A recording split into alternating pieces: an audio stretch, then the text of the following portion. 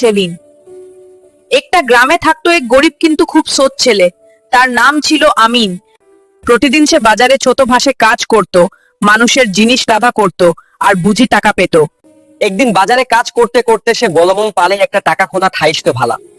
আমি নিজের মনে বলল, যেহেতু তাকে বাধা বদলেন, এই টাকা দিয়ে আমার অনেক বদল হতে পারে, কিন্তু এটা আমার না। সে সাথে সাথে বাজারের মাঝখানে দাঁড়িয়ে দাঁড়িয়ে জোরে জোরে বলতে লাগলো, কার থালি হারিয়েছে, কার টাকা হারিয়েছে। সাবা, কিন্তু কিছু যে ঘমতে বলা থ্রির ভিতরে কি আছে? মিশে একটা বৃদ্ধ মেয়ে এসে বলে আমি চাই বাবা, থ্রির ভিতরে বলা সোনার দিনার আছে। আমিন বুঝতে পারি এই লোকই গরম আছে। হর্ষকর ফুলিক বাজিলাম। সে কোনো গণ্যে ভাঙ করে থিটা তার হাতে কখন ভাবলে। আল্লাহ আল্লাহ তোমাকে বড় পুরস্কার দেবেন বাবা। কি কিছুদিন পর আল্লাহ দিতে পারলো